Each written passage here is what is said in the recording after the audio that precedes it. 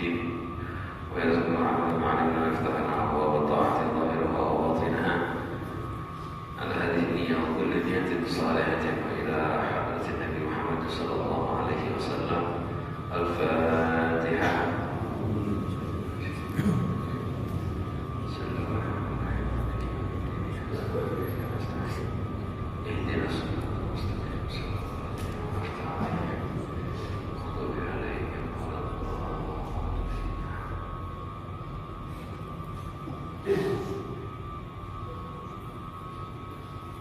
Bismillahirrahmanirrahim. Allahumma shalli rahimahullah ta'ala wa nafa'ana bihi wa bi'ulumihi fid dharain. Al-Thalithah wa Ishrun. Hadis ke-23. Ya, 23. An Adi bin Hatim radhiyallahu anhu qala sami'tu an-nabiy sallallahu alaihi wasallam yaqul ittaqun nara walau bisyikkin tamratin. Muttafaqun alaihi. Fi riwayatin anhu wa fi riwayatin lahum anhu qala Rasulullah sallallahu alaihi wasallam ma minkum min ahadin illa sayukallimuhu rabbuhu laysa bainahu wa bainahu tarjuman wa yanduru aymana minhu fala yara illa ma qaddama wa yanduru ashama minhu fala yara illa ma qaddama wa yanduru bayna yadayhi fala yara illa an-nara tilqa wajhihi fattaqun nara walau bisyikki tamratin faman lam yajid fa bi kalimatin thayyibatin. Hadis ke-23 pada bab penjelasan banyaknya cara berbuat baik. Dari Sayyidina Adi bin Hatim radhiyallahu anhu, beliau bercerita, aku mendengar Rasulullah SAW bersabda, bertakwalah, artinya takutlah. Ittaqu, takwa dalam bahasa Arab itu artinya bisa diartikan takut. Jadi takutlah an-nara, pada api, walau bisyikki tamratin, walaupun karena atau dengan sepotong kurma. Syak itu separuh. Disuruh takut kepada api walaupun dengan separuh kurma. Maksudnya gimana? Riwayat selanjutnya menjelaskan maksud Rasulullah SAW, suruh takut dengan separuh kurma. Rasulullah SAW bersabda di penjelasannya, ma minkum min ahadin, tidaklah ada seorang pun di antara kalian illa sayukallimuhu rabbuh, kecuali dia akan dipertanyai, dimintai pertanggungjawaban oleh Tuhan. Laisa bainahu wa bainahu tarjuman, berbicara langsung dengan Allah tanpa ada terjemahan. Terjemahan itu bahasanya terjemah, artinya yang menyampaikan. Jadi tanpa ada perantara, langsung dimintai pertanggungjawaban, dihisab oleh Allah. Lalu dia fayanduru aymana minhu, dia melihat. Aiman bisa diartikan di sisi kanannya dia, artinya amal baiknya. Fala yara illa ma qaddam, dia tidak akan melihat kecuali amal yang sudah dia kerjakan dulu di dunia. Wa yanduru ashama minhu, lalu dia melihat arah kirinya, artinya amal buruknya. Fala yara illa ma qaddam, dia tidak akan melihat kecuali amal buruk yang dia kerjakan. Nanti di akhirat begitu, kita melihat catatan amal kita, ya hanyalah amal-amal yang kita kerjakan, baik yang kita kerjakan, buruk yang kita kerjakan. Gak mungkin dia gak sholat tiba-tiba ada pahala sholat, gak mungkin kita gak sodaqah tiba-tiba ada pahala sodaqah, kita gak qiyamul lail ada pahala qiyamul lail. Begitu juga sedikit pun maksiat, gak mungkin ada yang namanya salah tulis. Ada maksiat ini, nggak mungkin. Kalau sistem dunia mungkin masih bisa. Kalau akhirat kita akan melihat apa yang tidak tidak kita kerjakan. Yang hanya kita lihat adalah amal-amal baik. Perkara kayak contoh misal sholat subuh berjamaah lalu duduk sampai matahari terbit.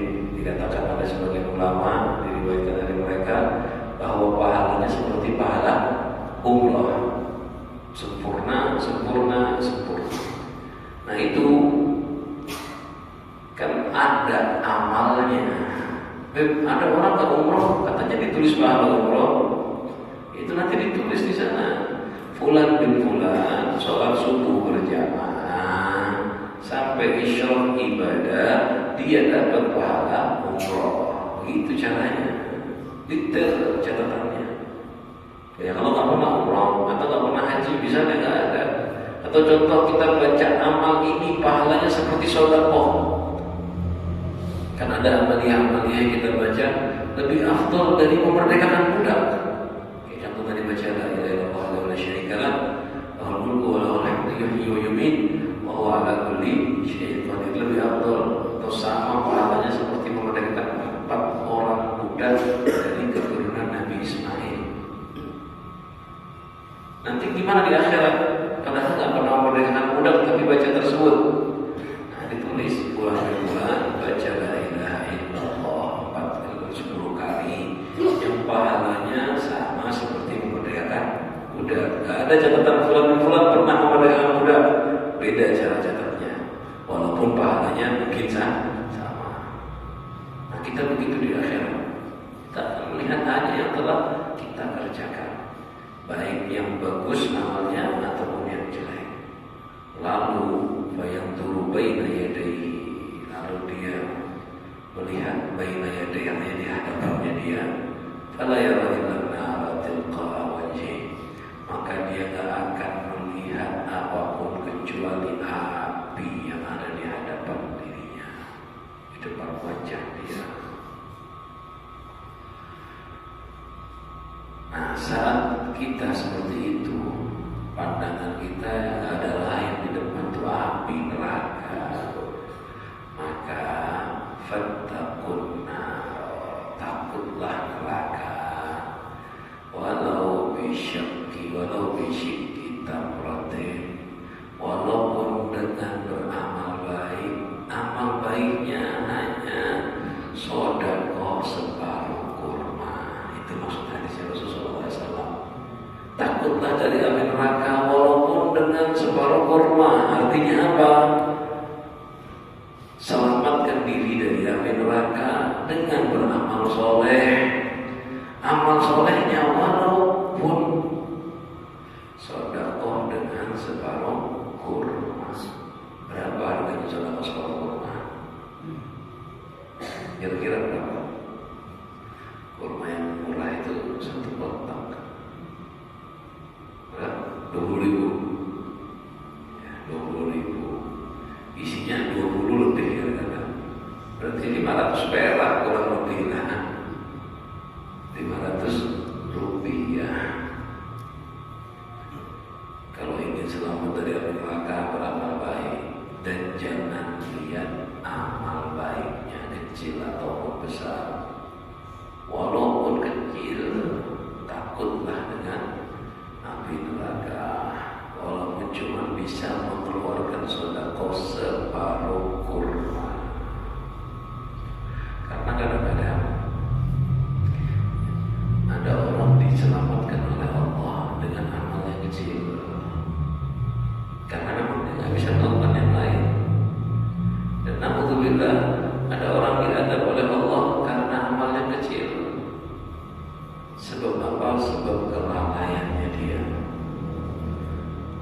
Kalau bisa sedekah keluarkan, walaupun cuma separuh kurma, sedekah kecil, iya. Bisa jadi yang kecil ini diterima oleh Allah, lalu menyelamatkan kita dari api neraka. Memang kita kiranya kecil, tapi sedekah itu gak dilihat dari jumlah, tapi dari yang dia miliki. Dia bisanya cuma separuh, hebat sudah itu, besar. Orang gak punya apa-apa, saja separuh kurma, itu pahalanya besar. Berarti ya seluruh hartanya yang dia keluarkan. Kalau nggak punya sama sekali, separuh kurma pun nggak punya, misal baru Rasulullah SAW masih sadar lam yajid fa bi kalimatin thayyibatin. Kalau nggak punya bahkan separuh kurma, maka dengan kalimat yang bagus, artinya omongan yang sopan. Mama belum bisa bantu, mudah-mudahan Allah beri rezeki biar. Doakan yang kita tolong tadi. Ada satu orang sufi soleh, ahli ibadah, taat kepada Allah, banyak ibadahnya. Ini contoh ini, kadang-kadang amal kecil kita anggap remeh, ternyata itu yang menyelamatkan kita dari api neraka. Beliau meninggal dunia, lalu salah seorang pecintanya atau muridnya mimpi beliau. Di mimpi itu dia tanya sama gurunya, Ustaz, Masya Allah, kayak bahasa kita kan kalau guru meninggal kan kelihatan tanda-tanda selamatnya kan ada, tanda-tanda kabulnya, tanda-tanda diampuni dosanya ada. Gimana keadaan pihak kata muridnya? Keadaan pihak saya, murid sangka baik sama gurunya. Apakah pihak dapat apa? Dikasih apa sama Allah? Kata beliau, saya diampuni oleh Allah, diselamatkan dari api neraka oleh Allah. Berkat apa? Berkat pernah suatu saat saya punya minuman. Pas mau saya minum ada lalat katanya mau hinggap. Saya mau usir, saya tiba-tiba terpikir kesian ini lalat haus. Saya biarkan dia minum. Setelah dia minum pergi, baru saya minum. Ternyata sedekah buat lalat tadi. Ada pernah diminum minumannya sama lalat? Berkurang tidak? Dia kasih satu tetes saja nggak kelihatan kurangnya. Berkat itu aku diampuni oleh Allah, diselamatkan dari api.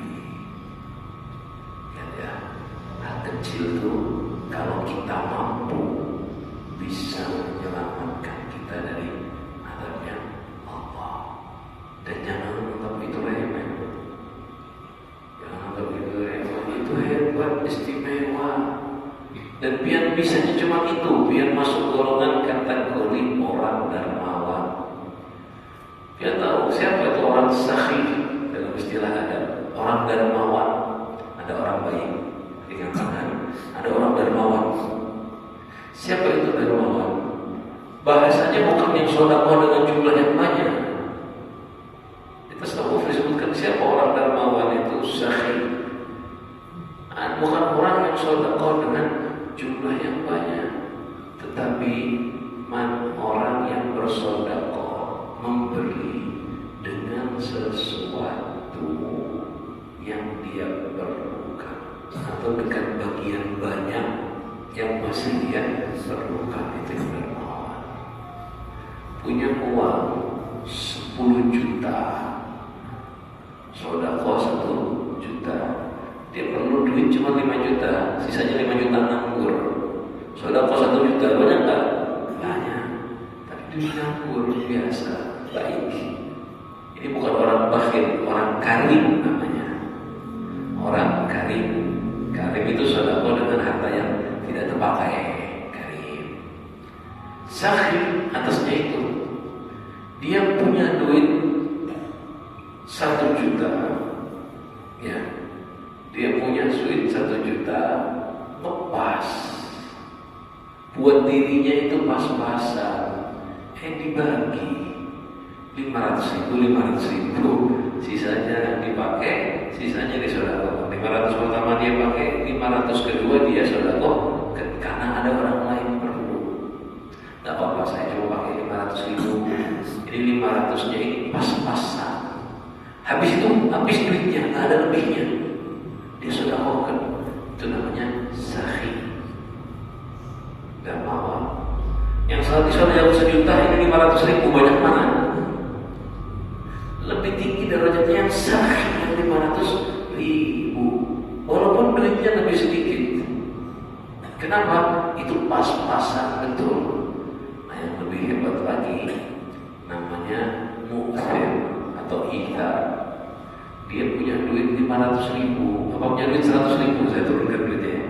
Cuma duit 100.000, dia perlu buat dirinya. Tadi kan 1 juta dibagi 2. Ini dia punya 100.000, perlu. Daripada saya yang pakai, orang lain lebih perlu, kata beliau. Saya ngalah. Mu'thir itu mengalah. Wa yu'thiruna ala anfusihim walau kana bihim khasasah. Dipuji oleh Al-Quran. Sahabat-sahabat yang mengalah atas diri mereka. Dia perlu walau kana bihim khasasah. Dia penting itu. Cuma dahulukan orang lain. Dia belum makan, orang lain dikasih untuk makan. Ini walaupun jumlahnya lebih sedikit 100.000, yang 1 juta bertambah 10 kali lipat, tidak ada apa-apanya dengan mu'thir.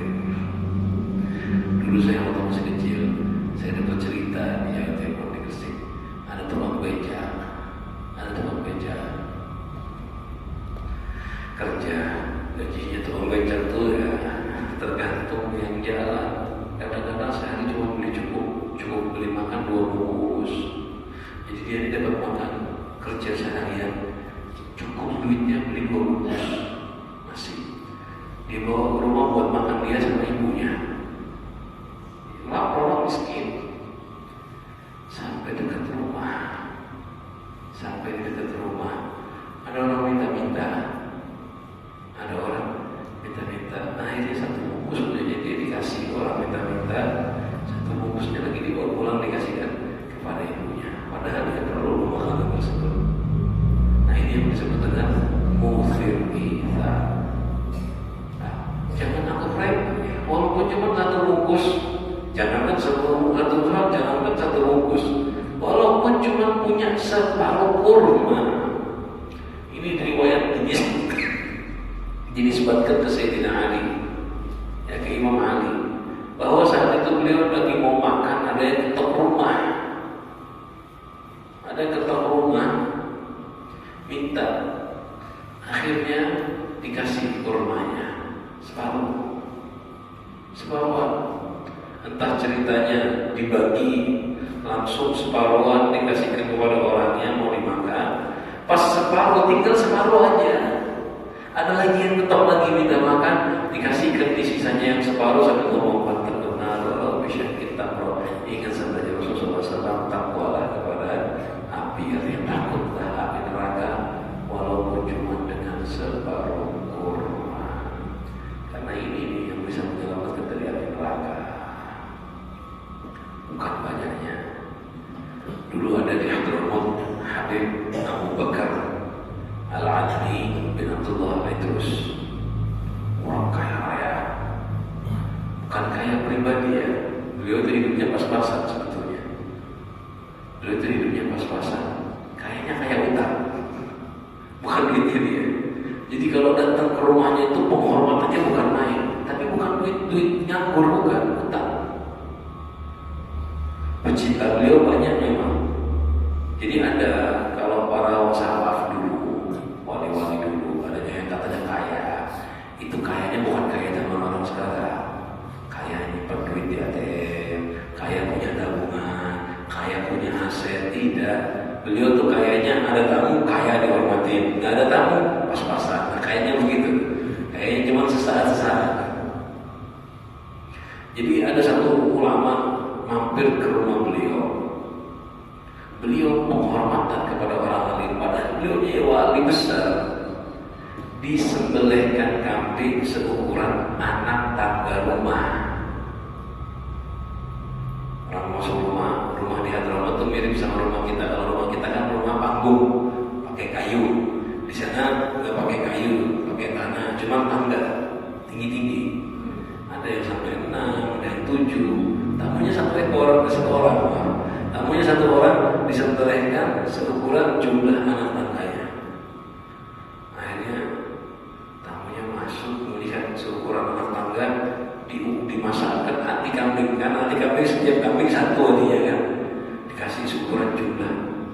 Wah, kaget tamunya, ini banyak banget, saya sendirian. lebih banyak. Habib, ini berlebihan penghormatannya, israf, buang-buang. Apa kata beliau? Tidak ada yang israf dalam menghormati ulama, tidak berlebihan dalam menghormati ulama. Kamu makan yang kamu bisa, lebihnya dibagikan semuanya ke fuqara dan masakin dan tetangga-tetangga, bukan biar seorang lagi makan. Akhirnya dimakan dan kagum dengan kedermawanannya. Akhirnya sampai selesai ngomong, saya belum pernah melihat orang yang dermawan seperti beliau, seperti dia, dermawan sekali. Apa jawaban beliau dengan tawadhunya? Beliau bilang, kamu baru tahu saya, saudara saya, kalau nggak salah kakaknya beliau ditarik, itu jauh lebih dermawan dari saya. Habibullah ini asalnya dari kota Tarim, hijrah ke kota Aden, sama-sama di Hadramut, di Yaman Selatan. Akhirnya ketika dengar kakaknya lebih dermawan dari Habib Abu Bakar bin Abdullah, dia ngomong, saudara saya lebih dermawan dari saya. Orang tadi penasaran, ini kambing terbaik kalau disembelihkan rumah tangga. Kayak apa saudaranya bisa-bisa disembelihkan unta gitu. Berangkat tadi datang, ketok rumahnya beliau rendah, nggak ada tangganya.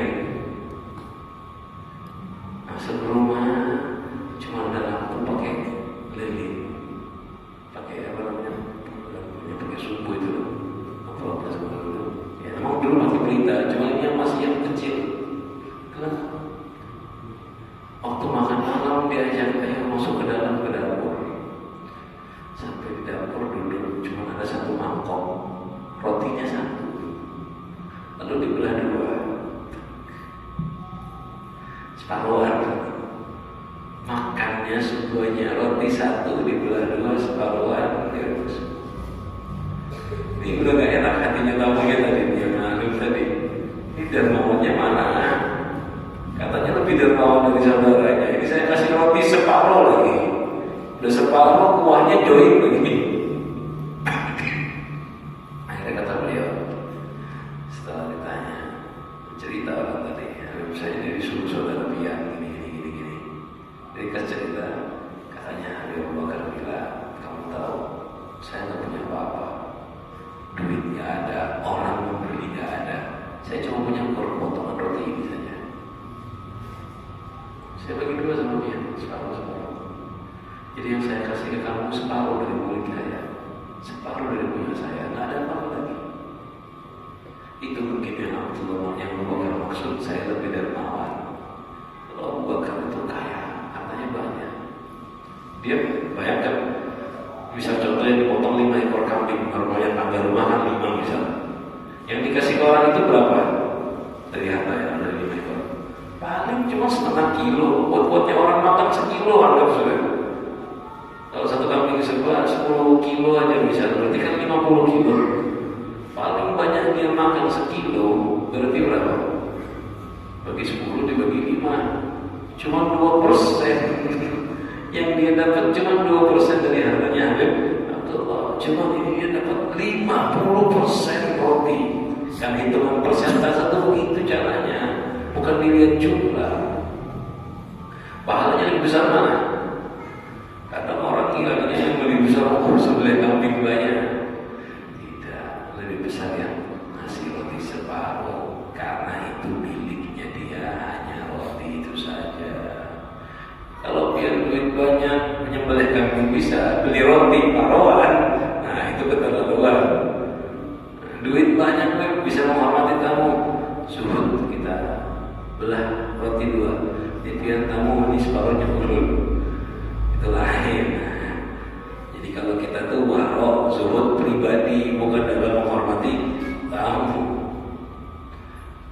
Ini ayatnya, itu makna pertama. Jadi kadang-kadang separuh kurma itu bisa menyelamatkan kita dari api neraka. Nah kebalikannya sama persis kayak tadi, cuma dibalik. Kadang-kadang ada orang selamat dari api neraka karena separuh kurma. Kadang dia ada orang masuk neraka karena separuh kurma. Ini separuh hak haknya orang lain, gak diberikan. Dia punya lebihan harta separuh lebih, separuh kurma tinggal ada kepakai. Cuman kita pelit, ada orang perlu gak kita kasih. Na'udzubillah, itu bisa menyebabkan murka Allah lalu masuk neraka. Dia punya separuh kurma, sedikit ya, separuh. Sebetulnya pian gak perlu makan ini, pian sudah cukup. Makanya kayak riwayat Sayyidina Ali tadi, beliau makan separuh, udah cukup. Sebetulnya separuh ini harus dimakan. Kurma tuh orang makan satu, gak ada makan kurma separuh. Cuma karena beliau merasa separuh udah cukup, di separuh ini lebih. Kalau saya gak kasih, takut dengan api neraka, dikeluarkan. Nah, ini kalau dibalik mana hadisnya. Jadi na'udzubillah, ada orang diadab karena separuh kurma. Apalagi yang punya sedekah wajib atau zakat. Jangan sembarangan. Kalau kita punya kewajiban zakat, lalu tidak kita keluarkan, walaupun cuman ukuran separuh kurma. Zakat pian harusnya 1.100.000 perak. Pian keluarkan cuma 1.000.000. Nah, 100 peraknya kada dihitung. Hati-hati dari neraka, walaupun cuma lebihan 100 perak. Nah, sebarangan hadirnya detail, perhatikan. Apalagi zakat yang wajib, apalagi nafkah wajib, termasuk ya sedekah, zakat, nafkah untuk keluarga, anak istri pian. Jatahnya istri pian berapa? Jatah itu bukan jatah permintaan, bukan ya. Bukan istri saya maunya dijatah sebulan sekian, bukan itu. Jatahnya dimaksudkan dihitung secara fikih. Kewajiban fikhiyah ulama yang ngatur, bukan kita itu. Misal jatah ulama fikih setelah dikalkulasi jumlahnya 100.000 bisa. Pian mampu 100.000 dikasih 99.500, dikurangi 500 perak. Padahal dia mampu. Karena apa? Karena ikirnya kita, atau kawin lagi tentang cukup. Karena lalainya kita jadi pelit, bukan nggak mampu ya, mampu. Hati-hati dihisab. Nah, kalau dihisab ditanya di akhirat terus kita salah, hukumannya apa?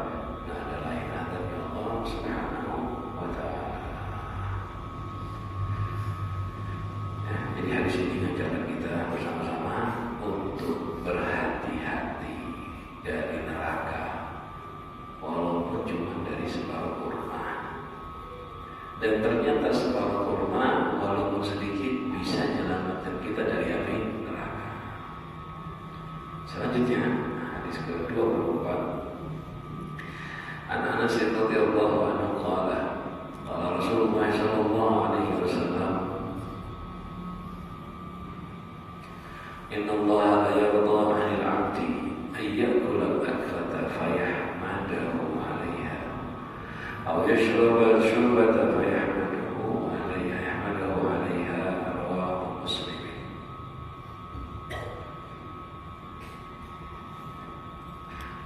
Dari Sayyidina Anas bin Malik radhiyallahu anhu, Rasulullah SAW bersabda, Inna Allah, sesungguhnya Allah, la yarda 'anil 'abdi, sungguh Allah ridha dari seorang hamba. Ridhonya sebab apa? An ya'kula al-aklata fayahmadahu 'alayha, dia makan di pagi atau di sore hari, lalu dia bersyukur kepada Allah atas makanan tersebut. Au yashrab syurbata fayahmadahu 'alayha, atau dia minum 1-2 teguk lalu bersyukur kepada Allah atas minuman tersebut. Ada amal yang bikin Allah ridho, amal yang bikin Allah ridho. Ridhonya Allah itu mahal ya, hadirin ya. Ridhonya Allah itu mahal. Sebelum saya jelaskan namanya, gambaran kita ini kadang-kadang semoga diridhoi oleh Allah. Kalimat ridhonya Allah ini bukan sembarangan. Nanti di akhirat, setelah penduduk surga masuk surga, penduduk neraka masuk neraka, Allah Subhanahu wa taala memanggil penduduk surga. Hal raditu, hai penduduk surga, bagaimana kalian di dalam surga ini? Apakah kalian ridho? Artinya apakah kalian cocok, senang, menerima? Penduduk surga bilang, malah nala rabbana. Gimana kita nggak senang Tuhan kami? Surga isinya malah ainun ra'at, sesuatu yang tidak pernah kita lihat dengan mata kita di dunia, dengar dan kita pernah rasakan, terbayang aja. Surga nggak pernah. Pian pernah ngebayangkan surga kan? Itu yang pian bayangkan belum tentu 1% atau 1/1000 dari nikmatnya surga. Jauh lebih enak. Setiap yang kita bayangkan dari kenikmatan surga selalu di bawah. Surga jauh lebih enak dari itu. Makanya ketika ditanya, senang tidak kalian? Semua bilang senang, jauh dari bayangan mereka. Lalu Allah mengatakan, mau tidak kalian aku beri yang lebih afdal dari itu semua. Ini janjinya Allah sudah dikasih surga, ditawarkan yang lebih bagus lagi dari semua nikmat surga. Kurang apa nikmat surga itu? Gak ada yang kurang. Terakhir Allah bilang, wahillat lakum ridhai fala akhsatu ba'dahu abada. Aku berikan kalian ridhoku, maka aku gak akan murka setelah itu sama sekali. Jadi puncak kenikmatan surga adalah ridhonya Allah. Nah, memang kalau kita ngomong bahasa kita, mudah-mudahan diridhoi oleh Allah, kan sering kita ucapkan. Kalau kita nggak tahu maknanya kayak gampang. Tetapi ridho Allah paling istimewa. Itu intisari nikmat surga. Ulama bilang kita masuk surga bukan karena nikmat, tapi karena ridhonya Allah ada di dalam surga. Nah, karena ridho baru ada nikmat. Sebagian lagi sampai ngomong begini, seandainya surga enak, neraka gak enak, tapi ridhonya Allah ada di neraka. Seandainya ridhonya Allah ada di neraka, murkanya Allah ada di surga, saya lebih memilih neraka. Karena yang saya cari bukan nikmat, tapi ridhonya Allah. Neraka itu walaupun api, kalau Allah ridho akan terasa nyaman. Ini omongannya orang soleh yang paham arti ridho. Bukan berarti pengen masuk neraka, tapi karena tahu besarnya ridho Allah. Nah, ini diberikan kepada siapa hadirin? Ini loh, amal kecil, biar anggap remeh, tapi dapat ridhonya Allah. Apa itu? Biar makan sarapan, selesai sarapan, alhamdulillah, bersyukur kepada Allah. Minum, selesai minum, alhamdulillah, bersyukur kepada Allah. Allah ridho dengan dia. Makan, minum, apa kurangnya? Pasti ridho kan? Pasti ridho nggak kalau makan atau minum? Senang tidak? Tidak semua. Dia senang luarnya, tapi ada orang makan hatinya merasa, aduh makannya kok kayak ini aja. Makan nasi tapi pikirannya yang lebih enak, itu berarti belum ridho. Minum air tapi harapannya yang lebih tinggi, belum ridho.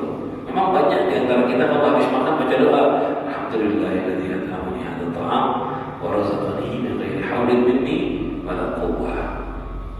Itu doanya. Tapi yang dimaksudkan fayahmaduhu 'alaiha, amal seperti ini dijelaskan sama Syekh Muhammad bin Allah. Maksudnya bukan bacaan mulut, tapi bacaan hati. Artinya memang mulutnya ngomong alhamdulillah, yang penting hatinya. Syukur itu bukan lafaz, tapi syukur sesungguhnya adalah rasa di hati. Ya memang normalnya kalau dia punya rasa ini, maka syukur. Minum air minum 3 teguk, alhamdulillah, seteguk aja, alhamdulillah, minumnya enak, bersyukurnya sebetulnya normal, gampang. Harusnya orang dapat nikmat kan bersyukur. Hadiah lagi dari Allah. Apa itu? Ridhonya Allah yang mahal tadi yang kita bahas. Jadi kita tuh minum, makan, asal syukur dari hati, dapat keistimewaan. Apa itu? Allah ridho. Asal minum, makan, asal bersyukur. Kalau keluarnya syukur tersebut benar-benar dari dalam hati, Allah ridho kepada kita. Nah, ini yang mana terakhir menunjukkan bagaimana hebatnya amal baik walaupun kecil. Ini dua hadis ya, sedekah separuh kurma sama syukur dari makan dan minuman yang ada. Dua-duanya dapat pahala besar. Sedekah selamat dari api neraka, syukur kurma tadi, syukur minuman atau makanan menyelamatkan kita dari membawa kita mendapatkan ridhonya Allah Subhanahu wa ta'ala. Mudah-mudahan yang kita baca ya, yang pahalanya besar ini bisa kita amalkan, menjadikan oleh Allah orang yang takut dari api neraka.